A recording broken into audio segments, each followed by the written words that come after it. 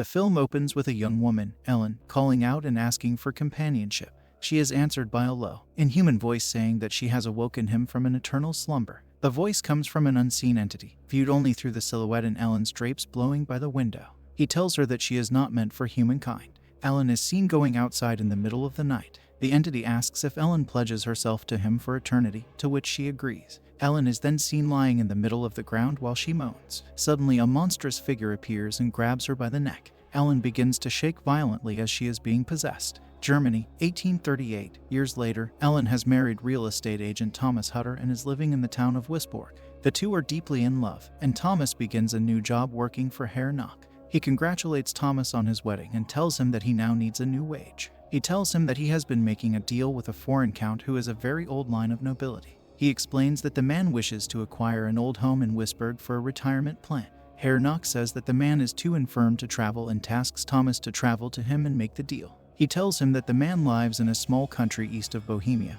isolated in the Carpathian Alps. Thomas asks why not the count execute the deed once he arrives in Wisborg, but Herr Nock tells him that it is urgent.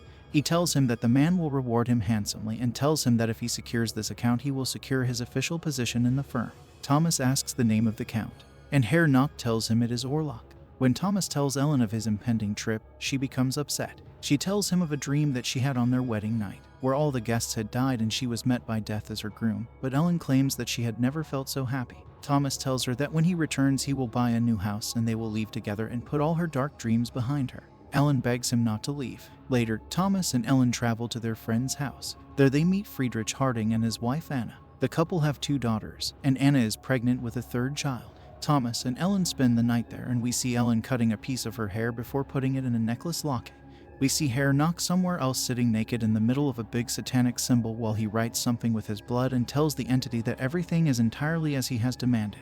The next morning, Thomas says his goodbye to Ellen and leaves her in the care of their friends before he travels to the Count's castle. Thomas arrives in a small village in Bohemia for the night. The locals try to shun him when they learn he has business involving the Count, but they let him stay when he pays double. Later, a local old lady tells him to not go into the castle as he will be covered in his shadow and tells Thomas to pray. At night, Thomas watches the villagers walking into the woods with a nude woman and coming to a sarcophagus containing a creature whom they impale with a stake. Thomas wakes up in the morning and goes out to find the whole village empty with his horse gone.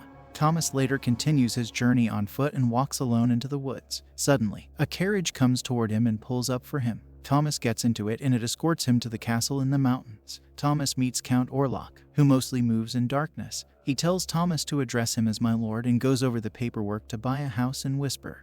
Thomas says he has seen a bandit of gypsies close to the castle and has seen them exhuming a corpse. Orlok tells him that it is their filthy rituals and says they keep many superstitions close that may seem backward to him. Thomas tries to continue the conversation, but Orlok screams at him to not speak of it again. While trying to cut a piece of bread, Thomas accidentally cuts his finger, which Orlok senses. He tells Thomas that he can ease his pain, and Thomas finds himself shifted to the fire to his surprise. Orlok slowly approaches him while Thomas looks terrified. Thomas wakes up in the morning lying in the middle of the floor. He looks around the castle but finds it empty and abandoned. He finds a mirror and looks at his chest to find a bite mark. Elsewhere, Ellen and Anna are taking a walk outside. Ellen tries to tell her that she doesn't feel in control of her body and mind and that something awful is moving her. Anna tells her that she has an honest heart, but Ellen says her heart is lost without Thomas. Back at the castle, Orlok is filling out a contract paper and tells Thomas to sign it. Orlok sees Thomas's locket that contains a picture of Ellen and asks him to give it to him. Orlok recognizes Ellen as the woman who pledged loyalty to him years ago and tells Thomas he is fortunate in his love. Orlok tells him to sign the paper while he takes out a bag of gold from a box. Thomas regretfully signs the paper. Thomas asks to leave as he has been having awful dreams and worries he might have fallen ill. But Orlok tells him it is a bad omen to travel in such a condition and tells him to remain and rest himself.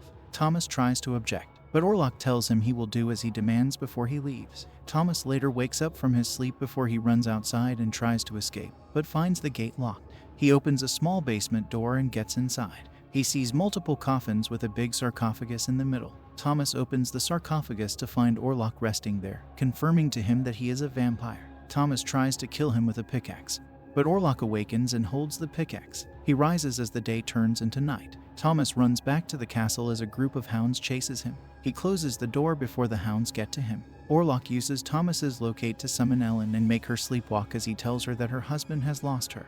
Orlok's shadow covers Thomas, making him open the door for Orlok. Orlok menacingly approaches Thomas, who is lying in his bed terrified. Orlok bites into Thomas's chest and begins to suck his blood while they levitate in the air. Thomas begins to see flashes of a bloodied Ellen before Ellen falls in the middle of the road. Dr. Wilhelm Sivers is brought in to treat Ellen with modern medicine, believing she is suffering from an excess of blood. Thomas wakes up in the morning to get attacked by the hounds. He climbs out of a window onto a ledge and jumps into the river to escape. While out with Friedrich and Anna, Ellen becomes distressed by Thomas's absence as he has stopped writing letters to her and Herr Nock has gone missing. Ellen says she will go and look for him herself, but Friedrich says she cannot leave unaccompanied. He tells her he will send someone else until Herr Nock is found. Suddenly, Ellen begins to experience seizures once again.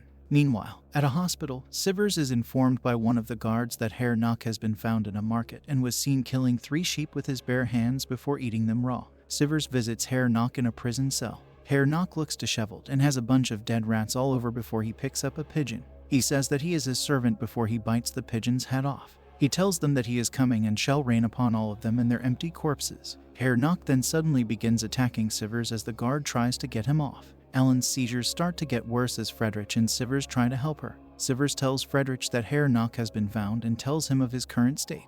He tells him that Herr Nock has been saying the same motto as Ellen, he is coming. Sivers tells Friedrich that there is a specialist named von Franz and says he might be the only one who can diagnose Ellen's illness. He warns Friedrich that von Franz is obsessed with possession cases and the occult, which Friedrich does not believe in. Meanwhile, Thomas is found on the side of a river by a nun. He is recovered and taken to a nearby church for his injuries. The nuns and priests perform an exorcism on him until Thomas wakes up.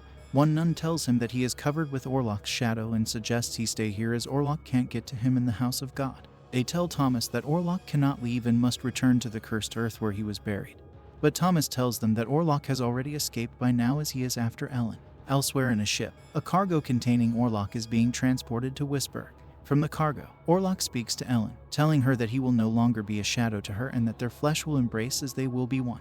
In Wisburg, Sivers and Friedrich goes to Dr. Albin Eberhard von Franz's house. There they find von Franz talking by himself about how he miscalculated the stars. Friedrich is skeptical and tries to leave, but Sivers goes over to talk to him. He tells von Franz that he was his student once and von Franz remembers him.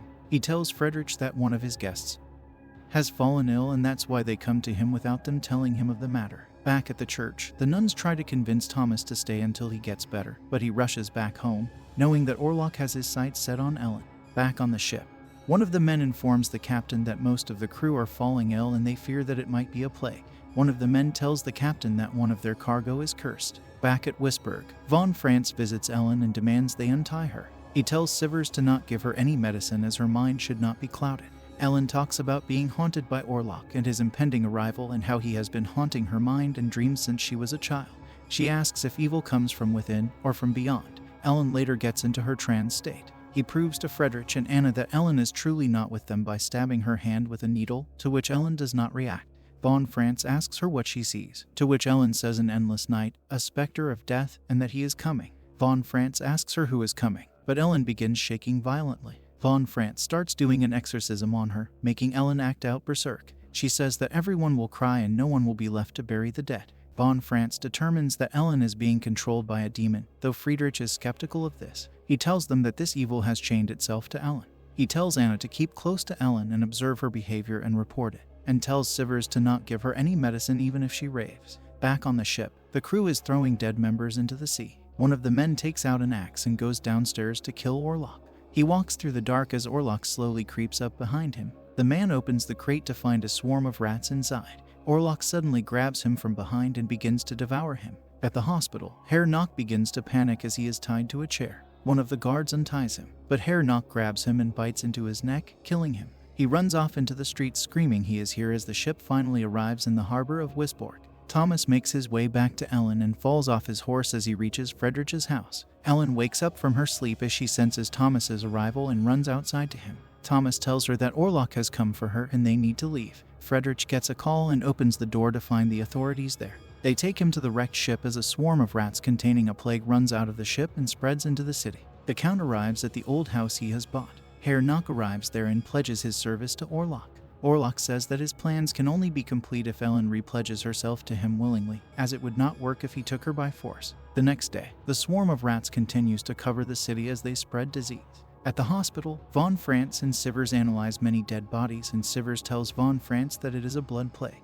Von France sees a jaw mark on the dead body and demands Sivers to take him to Herr Nock, but he is told of his escape. Von France tells Sivers that Herr Nock must be found and says it is not just a plague. At night, Orlok spreads his shadow upon the city, covering the entire town. It wakes Thomas from his sleep as he struggles to breathe. Ellen tries to help him, but he gets a flash of Orlok, making him push her off. Anna gets her daughters to sleep and goes out to find Ellen there, who asks her if she can sleep with her.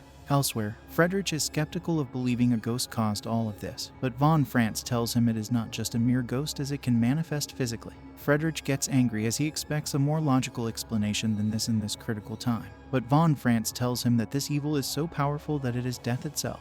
He tells Friedrich in order to tame the darkness, they must first face that evil exists. He tells them that they are encountering the undead plague carrier, the vampire Nosferatu. Orlok appears to Ellen in a dream while she sleeps next to Anna. Orlok tells her that he was lying in the darkest pit until she woke him up and stirred him from his grave, and says she is his affliction. Ellen tells him that she does not care about his afflictions. Orlok says her husband has signed a paper exchanging her for a bag of gold, and resignation must be completed by her, freely of her own will. He tells her that he cannot love, yet he cannot be sated without her, and that her passion is bound to him. Ellen has come to see Orlok for the monster that he is and refuses to join him. He gives her 3 nights, beginning that night, to change her mind and divorce Thomas, or he will kill everyone she loves and take the rest of the town with him. When Ellen awakens, she finds Anna on the floor with rats running around her body. Rats continue to spread a plague through Wisborg. The next day, the hospital becomes more populated with the sick, and Anna has fallen ill too, as she gets treated in her home. Friedrich tells Ellen that she and Thomas must leave his house and return to their home as he cannot have this anymore. Ellen tries to tell him that it is not just a plague, but Friedrich tells her that he has done everything in his power to be kind to them, but he cannot take it anymore. Back at the prison where Herr Nock was kept, Von France sees symbols written all over the wall, and Sivers suspects that Herr Nock might be the one responsible for the plague. Von France tells him he is not Nosferatu, but he must be found as he has made a compact with the shadow. They continue searching his house and find the symbol on the ground and a book containing the secrets of Nosferatu. Ellen and Thomas later leave Friedrich's house and return to their home. Von France and Sivers go to Friedrich's house looking for Ellen and Thomas as they are in grave danger. Friedrich tells them that he has sent them home. Von France tells them that the means of repelling and destroying Nosferatu varies from region to region, but one fact is true to all of them, that Nosferatu must return to the place where he was buried. Friedrich has enough and tells them that there is a real plague out there that is killing real people and that Anna was bitten by rats, and demands they get out of his house. Thomas tells Ellen that they must leave town as a devil has come to take her away. Ellen says she knows and tells him that when she was a child, she was alone and was hated by everyone. And one night she asked for companionship and she was answered by Orlok of Nosferatu. She says his voice was sweet at first, but after she pledges herself to him, he starts torturing and feeding off of her, and says that Thomas was the one who got her out, and now he has discovered their marriage and has come back. Orlok then gets into Ellen's mind and makes her tell Thomas of his cowardness, of how he sold their bond for a bag of gold. Thomas says he did it for them, but Ellen tells him that it does not matter. Ellen tells Thomas that he cannot please her as Orlok does. Suddenly they start to have rough sex in an act of defiance against Orlok. Elsewhere, Von France reads the Book of Nosferatu and sees that once upon a time a maiden sacrificed herself in order to save a town from the curse of Nosferatu. Back at Friedrich's house, Orlok's shadow covers Friedrich and commands him not to wake up from his sleep. Anna hears her daughters screaming and comes to find Orlok feeding off them and killing them both. Anna stands there in shock before he advances toward her, killing Anna and her unborn child. The next day, the 3 get buried as Friedrich is absolutely broken. He blames Ellen for the cause of all of the horror that has been happening. Thomas shows the bite mark on his chest to convince him that a supernatural entity is the cause of all of it. Von France tells them that has kept his coffin in the old house he has bought. Tonight they must destroy his sarcophagus and sanctify the earth for where he is buried. And Thomas says he will drive a spike of cold iron through him when they uncover the body. Ellen insists on walking Von France to his home. There they both realize that the only way to truly be rid of Orlok is for her to be the one to willingly sacrifice herself. Friedrich later goes to Anna's tomb in a fit of despair and begins to kiss her, allowing himself to die by catching her disease. Von France and Sivers find their bodies and burn them. Von France leads Thomas and Sivers on a supposed hunt for Orlok.